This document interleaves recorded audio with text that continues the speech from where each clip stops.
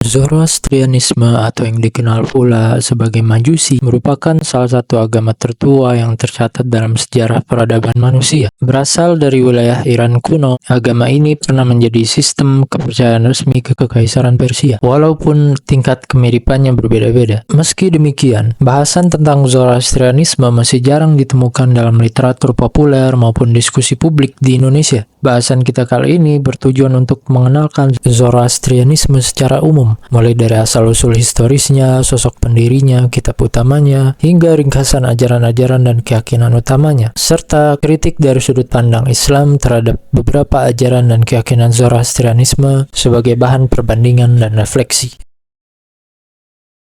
Mari kita mulai dari menjawab pertanyaan yang fundamental. Apa sebenarnya Zoroastrianisme itu? Secara etimologis, Zoroastrianisme berarti pengikut Zarathustra atau penganut ajaran Zarathustra, merujuk pada sosok yang diyakini sebagai pembawa pesan dari Ahura Mazda. Namun, agama ini juga dikenal sebagai Mazda Yasna, yang secara harfiah berarti pemujaan terhadap yang maha bijaksana atau pemujaan terhadap Tuhan yang maha bijaksana. Agama ini muncul dari Iran kuno sekitar tahun 2000 hingga 1500 sebelum Masehi. Muncul di tengah suku-suku Iran kuno yang mendiami Asia Tengah sebelum bermigrasi besar-besaran ke dataran Iran. Para sarjana terkemuka seperti Gerardo Gnoli dan Prots-Oktor Skervo cenderung berpendapat bahwa wilayah yang kini mencakup Turkmenistan, Uzbekistan, dan Afghanistan Utara adalah pusat awal perkembangan tradisi keagamaan Indo-Iran yang kemudian melahirkan Zoroastrianisme ini. Inti dari Zoroastrianisme terletak pada pandangan dualisme, yakni keyakinan bahwa alam semesta ini merupakan medan pertempuran antara dua kekuatan fundamental,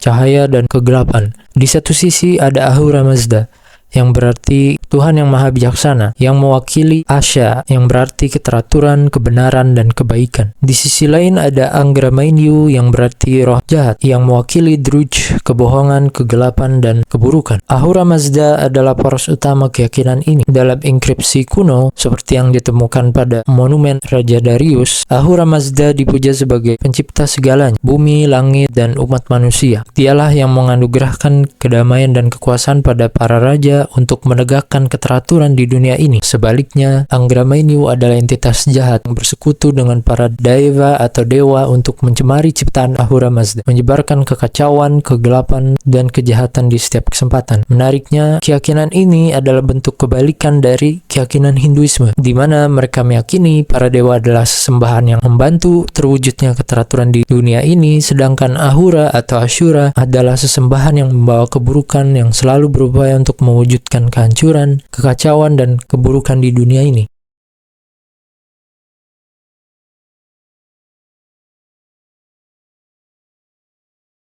Menurut tradisi Zoroastrian sendiri, Zarathustra adalah seorang yang secara langsung dipilih oleh Ahura Mazda untuk menyebarkan ajaran Asya, yakni keteraturan, kebenaran, dan kebaikan kepada umat manusia. Dalam Gatha, bagian tertua dan paling utama dari Avesta, yang diyakini sebagai kata-kata dari Zarathustra itu sendiri, ia digambarkan sebagai seorang mantran, yakni orang yang menyampaikan sesuatu yang bermakna dan memiliki komunikasi langsung dengan Ahura Mazda melalui wohu manah atau pikiran baik. Tradisi Zoroastrian mengisahkan kehidupan Zarathustra yang sederhananya sebagai berikut. Ia lahir dalam keluarga yang dikenal dengan nama Spitama, yang berarti yang putih murni atau bercahaya, sebuah keluarga atau klan di wilayah itu yang memiliki kedudukan. Ia menghadapi penolakan dalam komunitasnya yang enggan menerima ajaran barunya itu. Pada akhirnya, ia berhasil menyebarkan pesannya setelah mendapatkan dukungan dari Raja Vishtaspa, seorang tokoh non-historis yang diduga sebagai penguasa lokal di wilayah yang ditinggalinya saat itu. Semua informasi ini berasal dari sumber-sumber Zoroastrian sendiri, namun menariknya sumber-sumber klasik dari dunia Yunani seperti sejarah Yunani Herodotus yang banyak menulis tentang Persia tidak secara eksplisit menyebutkan Zarathustra ketika berbicara tentang Persia atau Iran, yang memicu keraguan di antara para sarjana mengenai historisitasnya sebagai individu. Meskipun demikian, terlepas dari apakah ia adalah tokoh sejarah yang nyata atau tidak, Zarathustra tetap menjadi figur fundamental bagi Zoroastrianisme. Ia dipandang sebagai pembawa pesan Asya, yakni keteraturan, kebenaran, dan kebaikan, dan juga sebagai simbol perjuangan melawan Druj, yakni kebohongan dan kekacauan.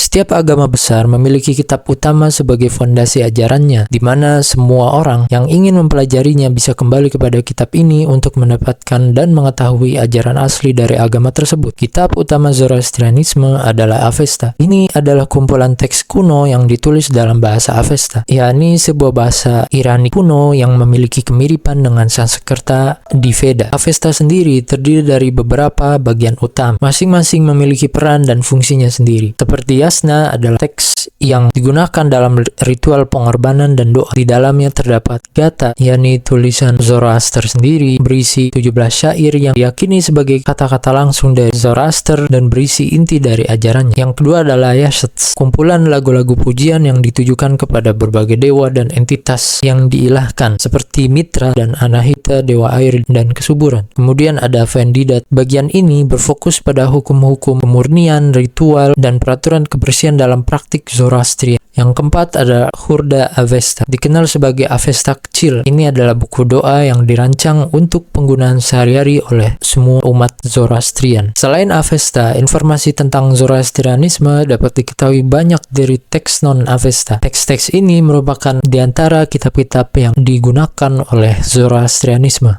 Ini termasuk teks-teks Pahlavi seperti Bunda Hisham dan Denkar yang sangat rinci menjelaskan tentang keyakinan kosmologis dan skatologis atau ajaran tentang akhir zaman dan moral dari Zoroastrianisme. Meskipun banyak bagian dari Avesta yang hilang, teks-teks yang tersisa hingga saat ini masih menjadi sumber utama dan paling otentik dari ajaran Zoroastrian. Zoroastrianisme menganggap mereka tidak menyembah api atau matahari. Mereka menganggap api merupakan simbol dari kemurnian dan cahaya yang digunakan dalam ritual sebagai sarana untuk beribadah dan terhubung dengan Ahura Mazda. Ahura Mazda dipuji sebagai penguasa yang maha mengetahui sumber segala kebaikan dan kebijaksanaan. Ahura Mazda diyakini memiliki manifestasi atau menurut sebagian keyakinan didampingi oleh 6 entitas suci yang disebut Amesha Spenta, yang secara harfiah berarti entitas suci yang abadi, yang membantunya dalam penciptaan dan pemeliharaan alam semesta, serta sebagai model bagi perilaku manusia yang benar. Entitas suci ini antara lain Wahumana, pikiran baik, Asya Vahishta, keteraturan semesta, Kshatra Vairya, kekuasaan yang diinginkan, Spenta Armaiti, kerendahan hati, Haurvata, kesehatan atau kesempurnaan, dan Amereta, keabadian. Selain Ahura Mazda dan Amesha Spenta, ada juga yang disebut sebagai Yazata, yang secara harfiah berarti yang layak disembah, seperti Mitra dan Anahita. Zoroastrianisme, seperti yang kita ketahui, adalah sebuah keyakinan yang berpusat pada konsep dualisme. Dalam pandangan Zoroastrianisme, alam semesta dibagi menjadi 2 ranah eksistensi, dunia pemikiran dan dunia kehidupan. Inti dari keyakinan ini adalah pertentangan antara Asya, keteraturan dan kebenaran, dan Druj, kebohongan dan kekacauan. Konflik ini tidak hanya mengikutsertakan Ahura Mazda dan Angra Mainyu, tapi juga melibatkan setiap makhluk hidup dan setiap aspek di alam semesta. Dalam Zoroastrianisme, setiap individu dibebaskan untuk memilih antara mendukung Ahura Mazda atau Angra Mainyu. Namun, mereka ditekankan untuk memilih dan mendukung Ahura Mazda dengan menerapkan pikiran baik, perkataan baik, dan perbuatan baik. 3 prinsip moral yang dikenal sebagai Humata, Ukhta, dan Havarishta. Konsep setelah kematian dijelaskan dalam teks-teks non-Avesta seperti Menogichrat. Setelah meninggal dunia, jiwa seseorang dipercaya akan menunggu selama 3 hari di dekat jasadnya, merenungkan perbuatan-perbuatannya selama hidup, dan pada hari keempat, jiwa itu akan memulai perjalanan melintasi jembatan Cimvat Peretum atau jembatan pemisah. Di jembatan ini ada sosok yang bernama Rashan bersama dewa-dewa lainnya akan menimbang secara cermat perbuatan baik dan buruk seseorang. Jika perbuatan baik lebih berat, jiwa akan dibimbing menuju Garotman atau rumah lagu, surga yang penuh cahaya, kebahagiaan, dan kebersamaan dengan Ahura Mazda. Sebaliknya, jika perbuatan jahat mendominasi, jiwa akan jatuh ke dalam neraka yang gelap, dingin, dan penuh penderitaan. Namun, neraka ini dianggap hanya sebagai sebuah tempat penyucian sementara yang dirancang untuk membersihkan jiwa dan pada akhirnya akan dimurnikan secara tuntas di akhir zaman dan semua orang akan masuk Garotman. Zoroastrianisme juga sangat menekankan pentingnya ritual dan praktek kemurnian. Selain itu, ada festival-festival besar seperti Gahanbar dan juga Mahrojan dan juga Naurus yang merayakan siklus musiman dan aspek penting lain dari penciptaan dan simbol rasa syukur dalam kehidupan sehari-hari. Selain itu, nilai-nilai etis seperti kejujuran, integritas, dan kemurahan hati sangat ditekankan.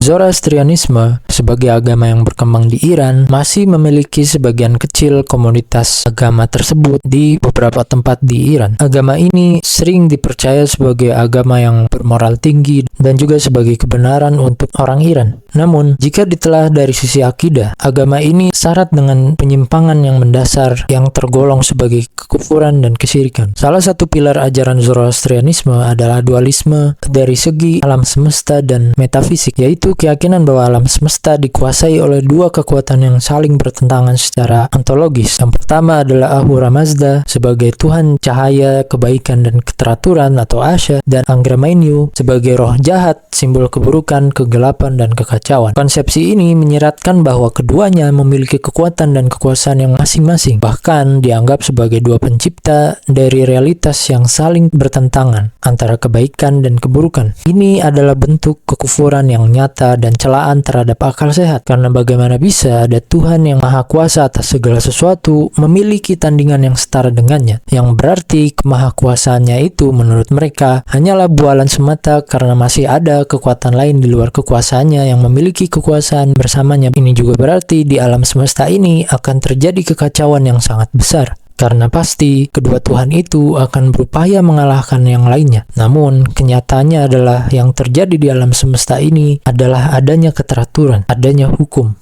Dalam Islam, keyakinan mereka adalah kekufuran dan kesyirikan. Dalam tauhid rububiyah, yakni tauhid pengesaan Allah dalam perbuatannya sebagai satu-satunya khaliq atau pencipta, penguasa, dan pengatur seluruh alam semesta. Allah Subhanahu wa taala menegaskan, Allahu khaliqu kulla syai'in wa huwa ala kulli syai'in wakil. Allah adalah pencipta segala sesuatu dan Dia atas segala sesuatu maha memelihara. Dan juga di ayat lain, seandainya pada keduanya langit dan bumi ada Tuhan-Tuhan selain Allah, niscaya keduanya telah rusak binasa. Maka maha suci Allah Tuhan arsy dari apa yang mereka sifatkan. Maka siapapun yang menetapkan adanya pencipta lain Allah, bahkan menjadikannya tandingan, berarti telah menyekutukan Allah dalam rububiyahnya. Ini tergolong syirik akbar yang membatalkan keimanan dan mengeluarkannya dari Islam. Kedua, syirik uluhiyah. Dalam sistem teologi Zoroastrianisme, Ahura Mazda diyakini memiliki 6 entitas suci pendamping yang disebut Ameshaspenta, serta para makhluk lain yang mereka anggap layak disembah yang disebut Yazata, seperti Mitra dan Anahita. Mereka ini menjadi objek pemujaan, dijadikan objek permohonan dan perantara dalam doa, dan diseru dalam ibadah mereka dan pengorbanan mereka. Ini adalah bentuk syirik akbar dalam uluhiyah dan juga celaan terhadap akal sehat. Bagaimana tidak? Sedangkan jika memang Ahura Mazda diyakini sebagai Tuhan tertinggi yang maha kuasa dan pencipta segala sesuatu, maka tidak masuk akal jika ia masih membutuhkan bantuan untuk mengurus alam semesta, ciptaannya, dan membutuhkan perantara dalam mendengar doa-doa hambanya.